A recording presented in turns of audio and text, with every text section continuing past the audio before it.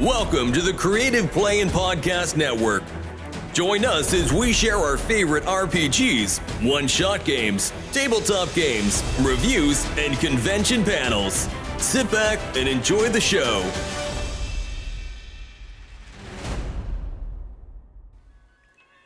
Hi, this is Kelly, aka Trixie from Ragnarok and Roll, assigned to Ragnarok Story, and Tilda Wimblewick from D&D Journey of the 5th Edition. First off, I would just like to say thank you to everyone for listening to our varied adventures, as well as for rating us on iTunes and rpgpodcast.com.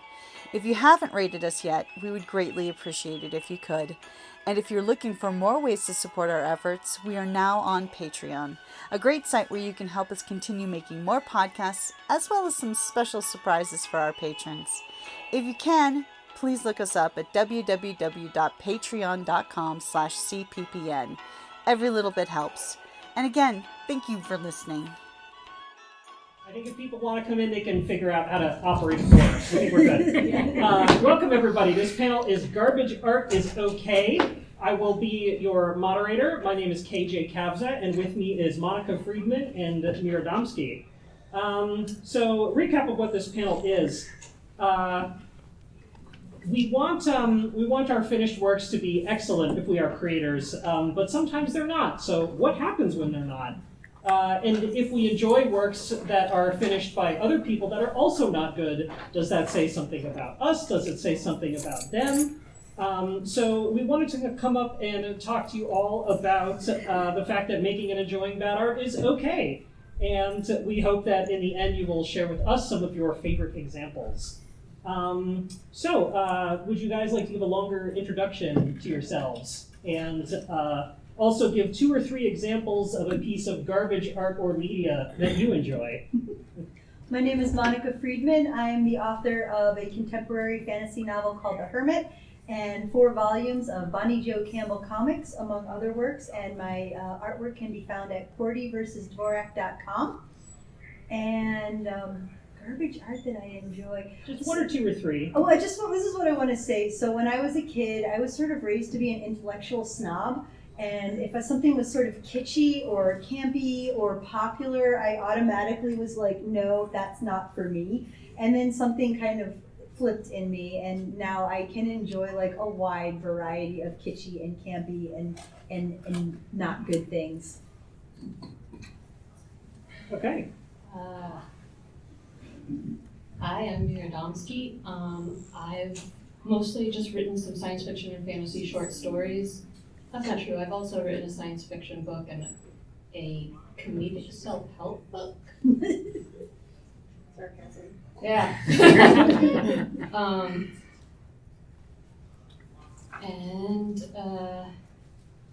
I know it's a hard question. Yeah. Just pick 2 or 3. Oh, I mean, the hard part is like, is it garbage art? Is it not garbage art? You know, like I enjoyed The Room. I know you said you enjoyed The Room. And, I mean, enjoyed is a weird word. I was very drunk. What else do I like? Bad romance novels. Okay. Good. Hot and Badgered. So good. So bad.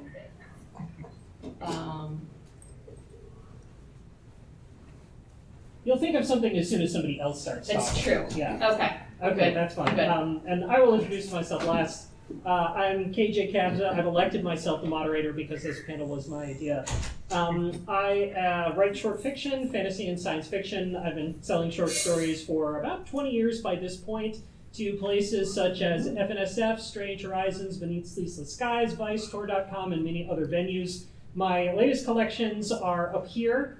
We have the Through Spaces, which is a collection of my work for maybe the past 6 or so years, and also Heart of Brass and Other Fantasies. This is the latest one. This is the sexy one. This collects erotica from earlier in my career. I don't write it anymore, but they're both available on Amazon should you be interested. So my picks for favorite garbage media, I will, again, just picking 2 or 3. I would also say The Room. If none of you are familiar, The Room is a film I think written, directed, produced, and starring one guy, Tommy Wiseau. He had a certain dramatic vision for this, but it's just absolutely terrible and unintentional comedy gold. I will also pick the writing style in general of Charles Dickens, which is perhaps an interesting and controversial take for garbage art, but we will get into that and I will explain what I mean. And I will also pick the YouTube channel Fail Army. It's media, it counts. I feel like guilty and bad about myself if I ever enjoy any of that. Oh, well, we'll touch on that point So too. it makes you feel bad, but you still do it? Is that garbage art? Because I really like Archer, but I feel bad Archer's for it. hilarious. I feel bad about laughing at Archer. Well, I think that that's an interesting question, and it sort of eases us into the first part of the panel, which is, what do we mean when we say garbage art? Is your tentative definition, if I feel bad when I consume it? Is that kind of like your personal metric? Maybe that, or maybe like I should feel bad, but maybe I don't. Okay.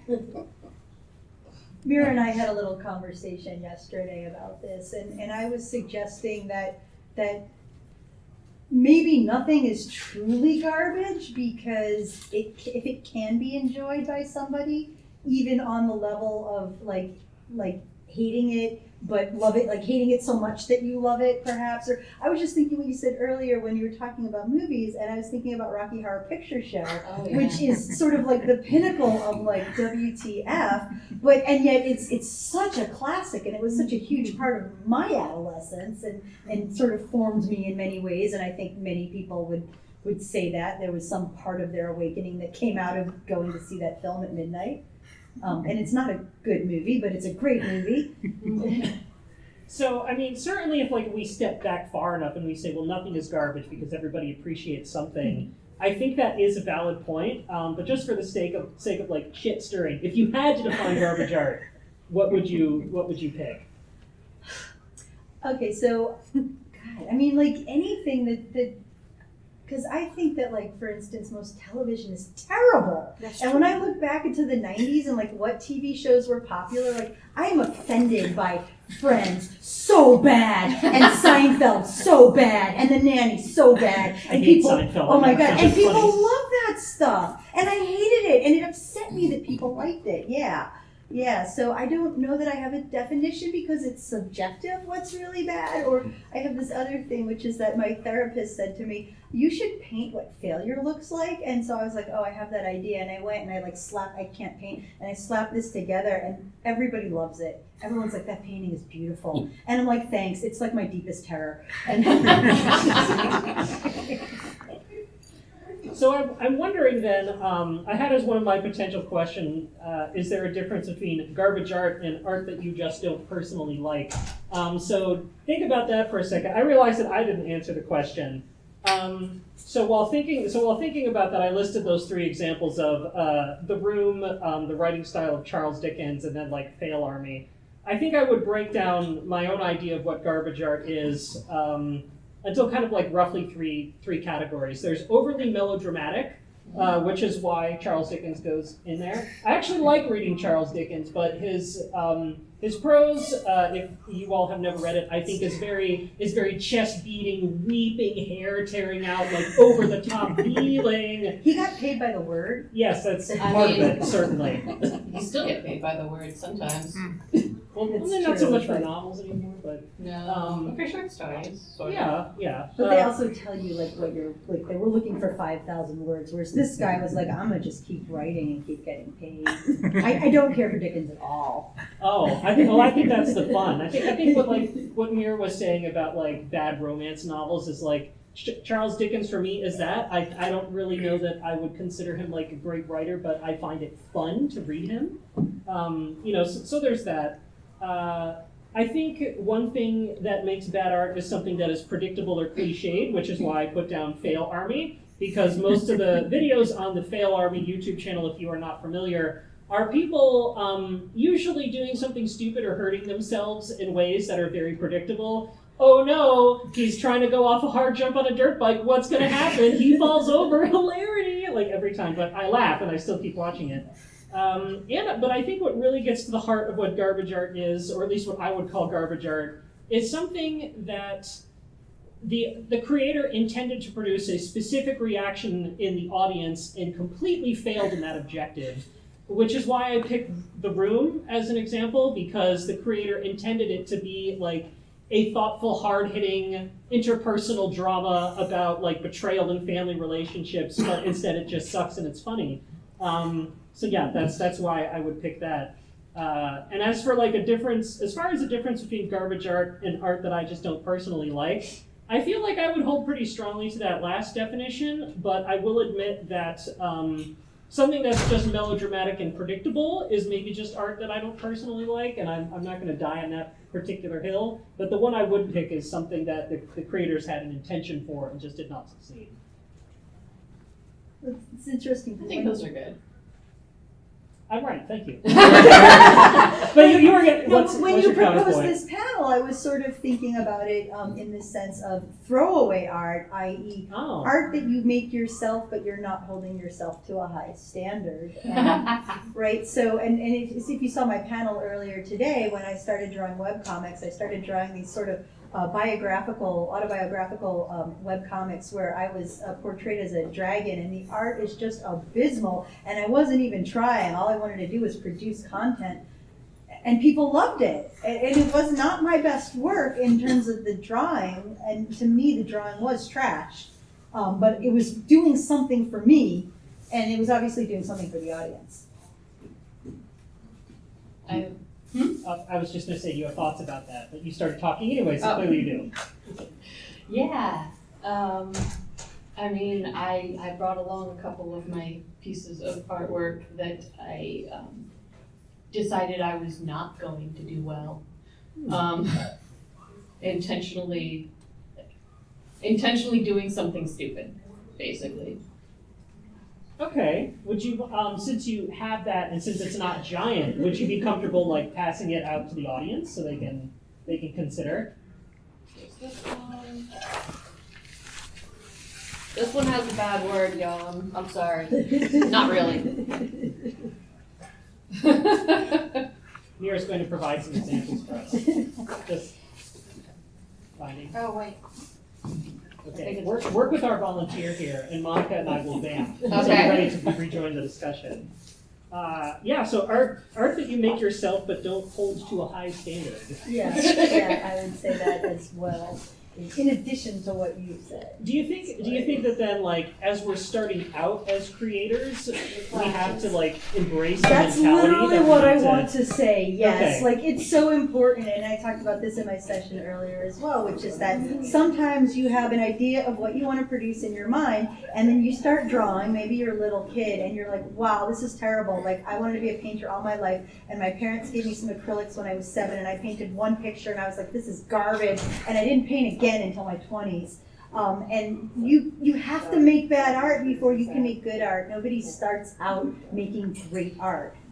I take a lot of like sort of professional comfort in reading people's first novels and then like reading their novels later when they're actually good. I'm like, oh, everyone has a first. And before that, because then you can find, like, if they're really famous, you can find their juvenilia, and then you're like, wow, like, I see, like, the seed of how good you were going to become, but, like, when you were 17, you were bad. So your definition, art you make yourself but don't hold to a high standard as garbage art. Like how do you think that contradicts or doesn't contradict with the idea that when you set out to make art, you do it because you want to make something good? How do you hold those two conflicting I things want to in make your mind? something, period. Okay. So whether or not it's good by my subjective, right? Because, and it's subjective what's good and what's bad, I think. I mean, I think most people would say that movie that you're talking about is bad, but generally speaking, it's subjective. And I could go out there in the hall and I could look at every artist and I could be like, wow, like, I draw way better than this person, but they're richer and more famous than I am. Oh, life. What do you think about that? Like when you sit down to create, do you also strive to just make and not worry about whether it's garbage? Sometimes I do. Sometimes I intentionally sit down to make something that I think is going to be really stupid. Can you talk about that? Like, where does that decision tree fork? Like, why you decide to make something bad? Because I'm a spiteful person. To yourself or to the outside world? Yes. Okay. Yes. I'm just like, I will make this thing and make other people stare at it. Sorry. Not really. Can you talk about some of those art pieces? Well, for instance, one of the pieces that I've passed around is called Everyone Deserves a Gold Bikini. And it is a xenomorph wearing Princess Leia's gold bikini. I like her shoes. To me, it's genius. I know that's not garbage to me. But that was sort of like a big old this is going to be done in like I'm gonna put effort into this, but it's not gonna be good art. This is like a monster wearing a dress. So, and then I drew some other things that were monsters wearing dresses, and That's what we call cursed. It just had to be born. but yeah, I do it because it's fun. It's fun, and other people are like, why did you do this thing? It really is. Yeah, I don't that's know. what I always want people to get back to, right? Because if you get, yes, I love it. Thank you. Oh my. I had not seen this piece before. You're selling these prints because I do have a couple of them in the folder. I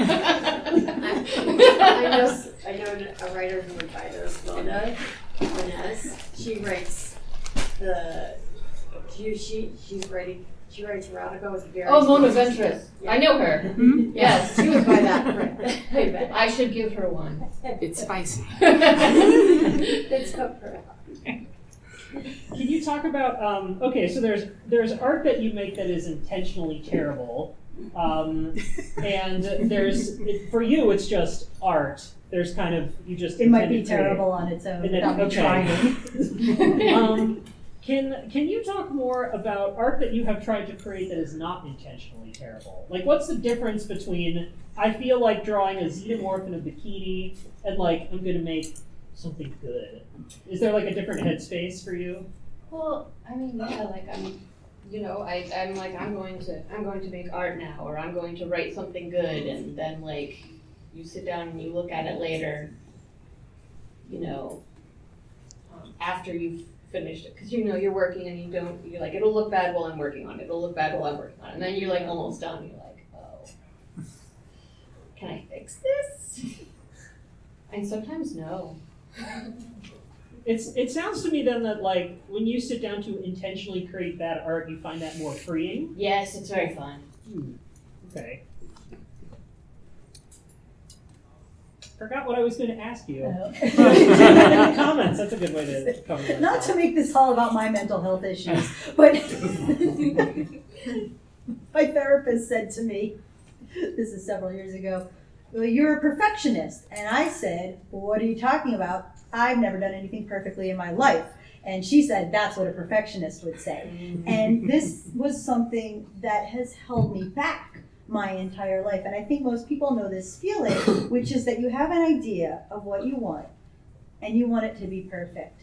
And then you're paralyzed by the disconnect between where you are and where you're trying to go. And you end up doing nothing instead of doing something that's halfway or a quarter or 3/4 of the way. You don't know how far you're going to get if you never try. And so that was like a real turning point for me, was saying it doesn't have to be perfect. In fact, it can be bad, but I've done it, right? And I said this earlier too, which is what my therapist says to me. Don't let the perfect be the enemy of the done, right? Not even the enemy of the good, but because if you've produced something, even if it's trash, like you've produced it, you've done something, versus not doing anything. And so I want to say that like garbage is better than nothing. Mm-hmm. Certainly one of the benefits of writing, or if you're an artist working in layers in Photoshop or something like that, is that you can't always go back and revise. So, yeah, it doesn't matter if it doesn't come out right. You can always work on it. It's easy. If my visual art, it's easier because I sort of have less faith in that and less training in it, so I don't expect it to be as good. But what's happened to me as a writer, which is something that I have been working on for 36 years, I've been trying to hone my craft. And I definitely get that paralysis because I believe that my writing at this point should be perfect. And then I sort of agonize over every single word, whereas when I was 12, I would just sit down, come home from school, and write for 2 hours and not think about what I was doing.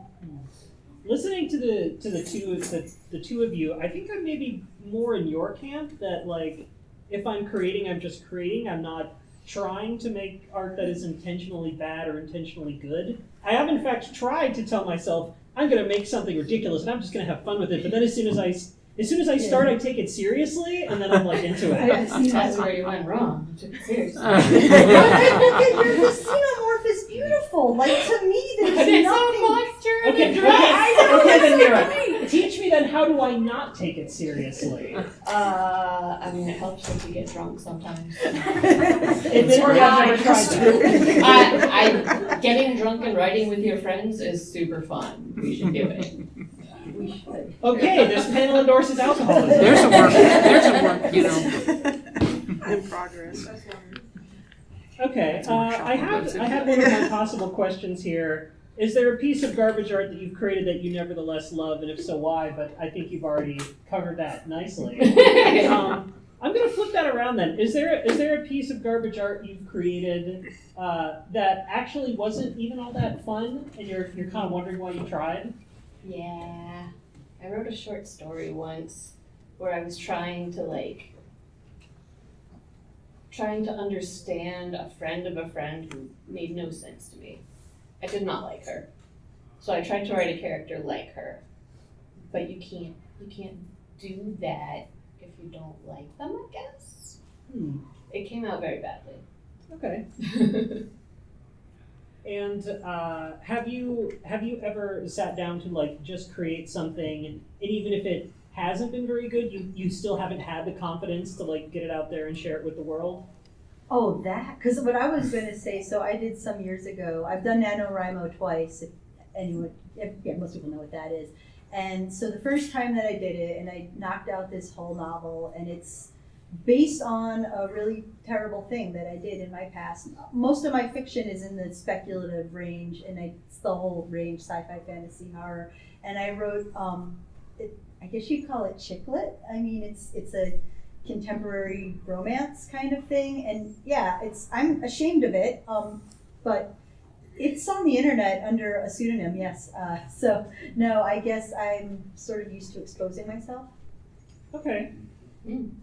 I had I've written early in my career. I would write stuff that I would call garbage art just because it was early. It wasn't very good. It would like meet my definition of I intended to do something with this and it did not work, but I was trying to get my name out there, so I just kept submitting until it sold, and somebody would buy it for $1 or $2 or $5. And that stuff is out there. I don't know if I'm ashamed of it exactly, but I wouldn't necessarily recommend it to people to read. My first short fiction collection is like not up here. But that also makes me want to ask, so you've made a piece of garbage art. What then do you do with it? Like, I've tried to sell mine. You've tried to sell all of yours. You know me, like I don't try as hard as other people with that. I need to tell everyone something about KJ. So KJ... is it good? Yeah, it's so good. In fact, I put it in a comic one time. You said it was all right. That's all right. KJ is a collector of rejection letters from publishers. And he really wanted to build that collection. And he had a huge collection. And he accidentally sold some things while amassing the collection. However... I forgot that I used to think of it that way. Thank you for reminding me. When I was first starting out as a writer, to not keep myself discouraged and to not get my hopes up too much, I would say, no, I'm not trying to sell stories. I'm trying to collect rejection letters. So I gotta just keep sending stuff out. I'm gonna get those rejection letters as fast as possible. But I would still sell stuff along the way. Yeah. I have rejection-sensitive dysphoria, as many people do, so it's not as easy for me. Yeah, but my answer, yes. So my answer would be like try to sell your garbage art, because we started this panel listing some things that we thought were like ridiculous or like not very good. But you've all heard what those things are because there is no accounting for taste, and it's the old adage, one person's trash is another person's treasure. So even if you think it's not very good, even if it isn't very good, somebody will buy it anyway. I don't know why, but they will. So I always say try to sell. So you should in fact try to sell your xenomorph in a dress picture. I have sold a number of my bad arts of various kinds. This is nice. Can you think of some other bad art that you have sold? Just paint a picture with your words for us. What is there a market for that we might not have thought there's a market for? For example, Monster erotica? Yeah. Absolutely. That's big. Yeah, monster erotica, which is also published under a pen name.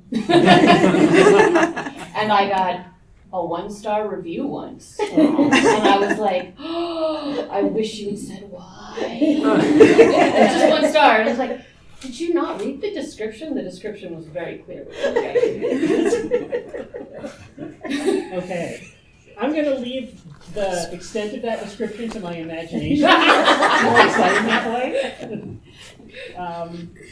Okay, so let's talk a bit more about the garbage art of others. I want to hear more about your relationship to the garbage art that you consume. Your relationship to like bad romance novels, or your relationship to terrible television. Because I try to limit myself, honestly, because I wanted to talk about Chuck Tingle novels, and I never read a Chuck Tingle novel. I have! I assume they're terrible, but I assume they're terrible in a great way. Can you describe for the audience who Chuck Tingle is, in case people are not aware? So Chuck Tingle is a author who originally became well known for a series of bizarre erotic novels, most of which the title began "Pounded in the Butt by," and then it was sort of like dinosaurs, but then it became sort of like more abstruse and esoteric until he was like pounded in the butt by his handsome library card, and like pounded in the butt by these philosophical. I've never read one though. So and then this was some troll thing, but he got nominated for a Hugo. Which was like a real upset to the community. And then did he win the Hugo? He did not win, but it was enough to really throw people. And so I don't know, because I guess he's just been on tour, and I've seen photographs of my friends. And he doesn't show his face. He wears a pink bag over his head, and he goes on tour. And I've seen photographs of all these people that I went to like college and graduate school with, and he's got his arm around them, and so he's really yes. It's a picture of Mira with Chuck Tingle. Chuck Tingle on your Comic-Con. And so he was cranking them out. I mean, they would so fast. And if something happened, like maybe even like politically, I guess he would have this whole novel like uploaded to like the Kindle store. They're not full length whatever novels. Controversial political figure would be. Yeah. Oh yeah. In the butt by Obama's tan suit or whatever it was at the time. And oh yeah, it was literally like a 24-hour turnaround period or something like that after the vice presidential debate in, was it 2015? something like that. Yeah, and he did a version of Mike Pence pounded in the butt by his handsome werefly. And it came out like 24, maybe 48 hours after the debates. He cranked that thing out. This guy's a genius, and I can't imagine that it's really good, but it speaks to something in people who want to hear narrators being pounded in the butt by concepts and dinosaurs. It sounds to me that, based by this unexpected response, that your relationship to this type of media is admiration. Yes. Oh, yes. Oh, yes. Okay. Yes. I can't, because yes, if I was sort of like pushing everything that came into my head, because I don't do everything that comes into my head, but if I did, and then I pushed it, and then people were selling it, yes, to me that would be amazing. Amazing. People are reading it. You know, people care. Someone noticed what I did. But do you have that same type of admiration for, like, television, which you also classified as Well, I think garbage that's art? different because what I don't like about it is that it's lowest common denominator, and it's intentionally supposed to like appeal to like the dumbest things, whereas Chuck Tingle is appealing to something very specific, but not something very stupid. Mm-hmm. So there's intelligent and then there's less intelligent garbage art? Yes. Okay. Sure. Yes. Oh, I agree interesting. with that, yes. Okay. Do you have a comment on that? Intelligent versus dumb Yeah. garbage art? Not at this time. Thank you. I think something's popular and stupid, like that doesn't mean that it's garbage to everyone else though. Like obviously like all of those shows I mentioned, they all won all these awards and they had all these, people became incredibly rich and famous over them. So it's just because it's like, I think one man's trash is another man's treasure. One man's hit TV series is like another non-binary person's like, please put it in the garbage disposal and turn that on. Can you talk about your relationship to bad romance? I mean, I guess it's like, I wasn't a huge romance reader until the pandemic, and then I decided I needed a lot of books that ended happily. And along the way, I came across some books that were they were not very good, but it was super fun to read them. You just be like I just finished one that's, and like I said, with these bad romance novels, like I almost don't feel like they're bad, but at the same time, it's like, one of the ones I recently finished was called That Time I Got Drunk and Yeeted a Love Potion at a Werewolf. That's the title. Is that also a synopsis of the book? No, that's the first chapter. Oh, Yeah, later there's a talking sword and like an evil cult. It just, tentacles, because why not? okay. Do you would you say that your relationship is mostly like you mostly take comfort from it, or do you still feel bad for reading these? A little bit of both, yeah. It's comforting to know that, like, to really not know what's gonna happen next. Okay. Like, that's kind of fun. Like, it's not, and I get to the end and I'm like, should I be ashamed about this? Like, should I tell my teen volunteers what I'm reading? I did. Okay. But maybe I shouldn't have? I don't know. Okay. I think for me, my relationship to the pieces of bad art that I consume are in relation to terrible movies. I love terrible movies. From the 70s, 80s, 90s, like terrible foreign films, terrible old children's cartoons. Did you go see Slaughterhouse? Not yet. Not yet. gotta go see that. What about like, okay, so there's also like a genre of films where like they know they're terrible. Like, have you ever seen Thanksgiving? No. So like, I'm less interested in films that know they're terrible because I like that failure. I like seeing the author's intentions just like diverge over time from like what the thing actually does. Like, if you'll remember that like was my definition of garbage art, where like artist's intention just like failure, and that's what I like to view. My relationship with it isn't complicated though. I don't feel guilty about it. No. I just take a lot of pleasure in it. I don't know. Yeah, I know, I feel guilty, but I do it anyway. What about makes you feel guilty? Like, it's so bad. Like, You should do something better with your brain. yeah, like I could be watching, not that I'm a big fan of award-winning movies either, but like, I could be watching something where like afterwards I'm gonna be like, maybe I had like some feelings and thought something. Okay. And these ones do not do that.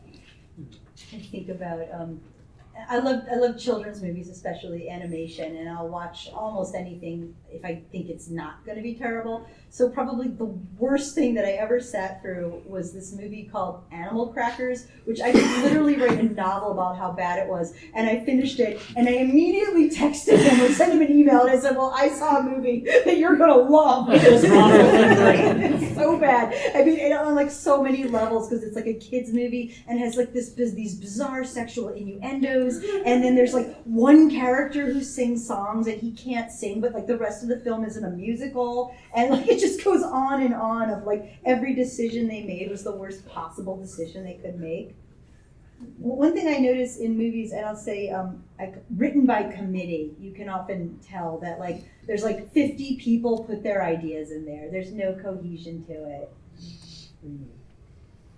Are there any examples, switching topics a little bit, of garbage art that you think have influenced you as an artist, for better or for worse? I mean, there's the stuff that you read now, but like kind of like tracing the way back when you first started to create. I think about stuff, so there was stuff, I don't know, I didn't understand a lot of things when I was a kid. And I love this series, this is an old, well not that old, but I think probably from the 80s, called Myth Adventures by Robert Asprin. And okay, so it's a comedy, it's supposed to be funny, and I didn't know that. I thought it was high fantasy, you know, and like if reading it again, I'm like it's bad and it just gets worse, but there's something very compelling about it. I loved those books when I was like probably, I don't know, 10 years old. Yeah, I remember when I was very small watching Scooby-Doo, and I thought that it was like just genius murder mysteries. And then I didn't watch it as an adolescent, and as an adult I sat down to watch a classic episode of Scooby-Doo and I was like, this is not what I remember. Like I thought it was brilliant when I was a child. I find that that's the case with me also, is that like the stuff that I was very into as a child does not hold up when you're older. I don't know if any of you have heard this term before, like science fiction fantasy fans will often refer to this as visited by the suck fairy. Like a thing that you used to love has since been visited by a mystical fairy and now it sucks. Mandela effect. That's another term for it. I want to think of Piers Anthony, right? Like, could be, talk yeah. about Piers Anthony. Like, I don't think his writing is very good, but people love it, and those sort of those what's the Are you talking about the Xanth novel? Yeah, the Xanth novels, and the first one's not bad actually. Although reading it sort of like through the lens of time, and you're like, oh my god, like his ideas about gender are, forgive my language, but they're fucked, you know. and then he wrote like 50 of these books, and each Quite one is a lot. worse than the one before. Yeah, and he had a very high opinion of himself, very high. He wrote it's like Anthology is the name of this collection of his, and he's like, my stories were so controversial, people wouldn't publish them, and I'm like, no, I think maybe they're bad, and that's why people didn't publish them. But yeah, but he's still, he's dead now, but he's still selling a lot of books. I didn't read Piers Anthony when I was younger, but I did read the original Dragonlance trilogy. I did too. Which affected me hugely when I was 8 or 9 years old, and I think I tried to read them maybe 10 years ago, and I can't. I couldn't reread them. Yeah, I read a lot of Dragonlance in high school. I don't know if that affected me or not. I don't know if it affected me or not, colon. Oh my god, that would be my story. I hit my head really bad as a child. I don't know if that affected me and my migraines now. So I think we have 10-20 minutes left. I'm still getting the hang of how these... half past. We ended half So we have past. 13 minutes. Okay, left in yeah. this panel. So I wanted for us to have some time for everybody to give us recommendations of their favorite pieces of bad art or media. So we would love to hear from you, so we can take notes and pick your brains, and you can pick each other's brains, and let us know what is the garbage art that makes your heart sing. I didn't even finish the question. I want to go back to something Monica said about two things at separate times, but committee, written by committee, and intended to be popular. And I would nominate Netflix's algorithm. Because they create art based on data, and they get the actors that are most popular and the storylines that are most popular. And I personally think that's awful, because it's not art to me, it's commerce. They're just trying to sell maximum sales, And I'd rather have somebody written by a person who has a vision and an idea, and not just a collection of data. And you know, they knew, right? So if anyone's watching Black Mirror, if you've seen Black Mirror, the first episode of the last season was literally about that. And they had AIs just taking our stupid stories and making us look stupid, and people watching it, and it's very successful, yes.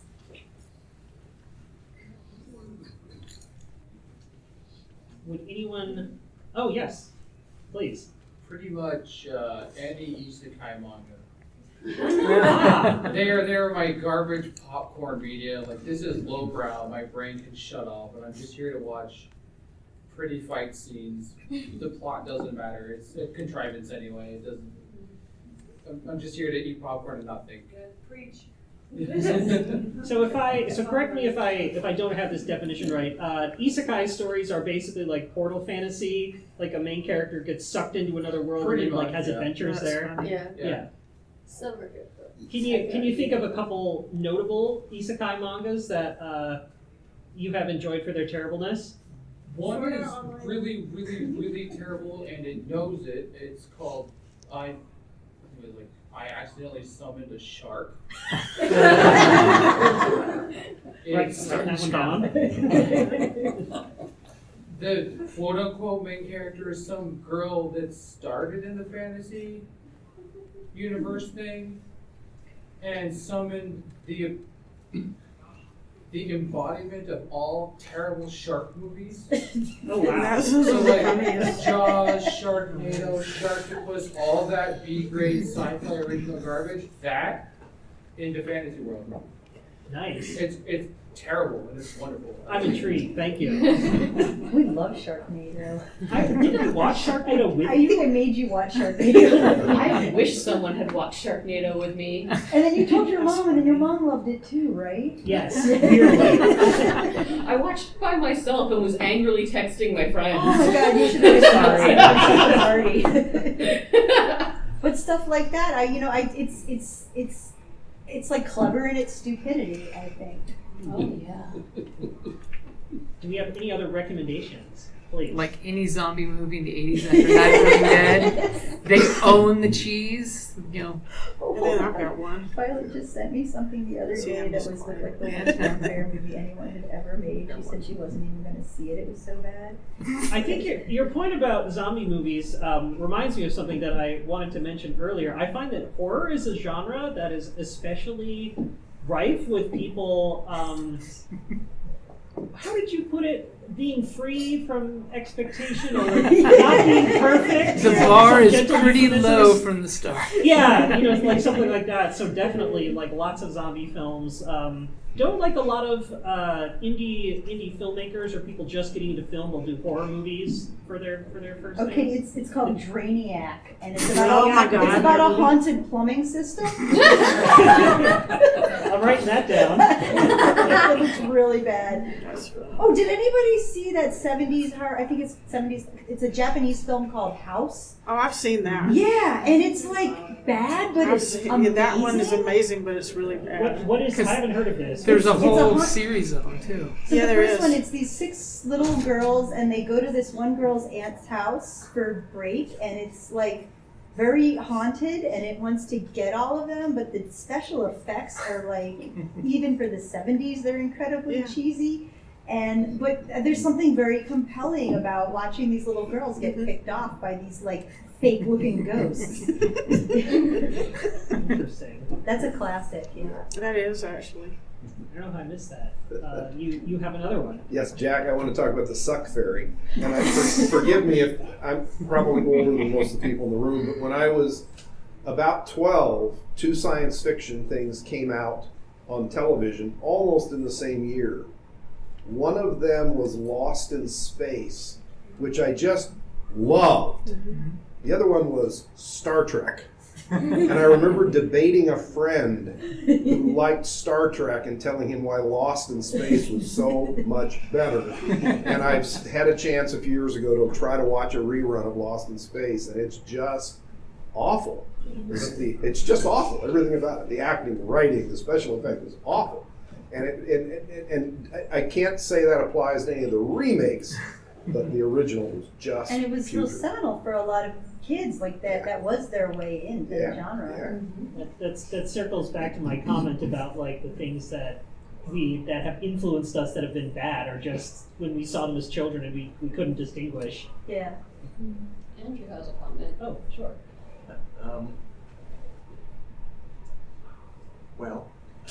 Mine is from my childhood, the Spy Kids movies. People love those, Watching yeah. them when I was a kid. I guess I just thought they were great, and I didn't really care why. It wasn't very smart. As an adult, I watched them again on Netflix, and I do still think they're great because they're so darn goofy and cartoonish. They own it. But, Giant hand. absolutely, but for bad media, I'm going to particularly emphasize Spy Kids 3. How many did they Because make? that's the were the best. yeah, I mean, All right. Yeah. because that one they just didn't they didn't care about it. They just I'm pretty sure some of it was just improvised. It's going directly to DVD, so. At the end of the movie, they get Elijah Wood in to like be the surprising twist hero that is going to save everyone, and he walks into the last room and is immediately zapped and killed. And that's Way to ruin the movie. that was just one thing that happened. Plenty to love. Another. I've got one from back in the day, The Land of the Lost, the TV show. Oh yeah, Oh, yeah, I that was- remember that when I was little. Claymation I've got one. dinosaurs. Okay, I've got one of those old 70s really awful horror films, Werewolf Woman. I didn't make it through the whole film. I mean, I cracked up through like the first part of the film, and then I was just like, no, I just can't watch it. Now, is this so bad that you remember it from the 70s, or did you like try to watch No, it? I don't think my parents would have let me watch it. Oh, okay. But it's just, it's like the opening scenes is like, she's like in this little circle and she's there drums and she's doing this little dance on the full moon. And then the really awful makeup effects start on her. And then all of a sudden these men with rifles, like, when they're hunting deer or something, you see these rifles. Where is she? Like they're like hunting her, like. We never talked about Ed Wood. And It's that terrible. was that time. Right, Then 4 Night minutes from left. Outer and you're not like, I wouldn't say watch the Back whole in the thing, day but of you probably. Blockbuster, and we rented a Well, movie. I think next it was called scene. Orgy of the Damned. Oh, yeah. Like, I don't know, 16 or something. We thought it was gonna be like, very spicy. And basically, the entire movie is this guy hiding in the bushes while a series of women in bikinis kind Yeah, of it's just like. We kept fast forwarding, waiting to see when the orgy was going to happen, which never happened. And then we took it back to Blockbuster and we tried to get our money back. I was promised an orgy, and there was none. Howard looked at it, he goes, Orgy of the Damned by Ed Wood. No, I don't think so. We should have known that was the worst film ever made. For No orgy. our audience members who are not familiar with Ed Wood, do you want to give a quick? That's a whole Oh, so he was sort of the Quick. king of bad movies, and he was sort of like, I am making this movie, and I'm not going to do a second take, and I don't care if the mic was in it, and I don't care that my monster looks like it's made out of cardboard, and I was making this movie. They made, I think Johnny Depp portrayed it. Yeah, Johnny Depp. and that movie is better than any movie he ever made. And that's a weird movie. Yeah. And Plan 9 from Outer Space. Oh. Largely Good. seen as the worst film ever made. Just yes. terrible. So bad, so good. So we just have a couple minutes left. Do you guys have any closing thoughts or remarks that you'd like to send us off with? Make bad art, you guys. Do it. Yeah, that's what I was going to say. And that's how I concluded my earlier session, which is that don't put a judgment on it. If you are a creator in here, if you make art, you're an artist. And if you want to make art, you should do it. And you shouldn't let anybody tell you that you suck. And if you post it online and trolls tell you that you suck, you should just, block them. Yeah, and just have and I talked about chutzpah, right? This is this Yiddish word. It's intense audacity. Believe in yourself. so much, and don't let anyone tell you that you suck, because you don't. If you're making something, you're already like worlds beyond the people who haven't made anything. Well, we've concluded that garbage art is okay, which was the title of this panel. So we've just come full circle. Good job. I Yeah. have a whole bunch of those. Thank you everyone for coming. If you feel like it, come up for a time. Say bye. Thank you for listening to the Creative Play-In Podcast Network. If you enjoyed our show, please check out D&D Journey of the 5th Edition and Ragnarok Enroll a Scion Hero to Ragnarok Story. Also, check out our Patreon page for more content and behind-the-scenes things, as well as joining us for a one-shot game or two.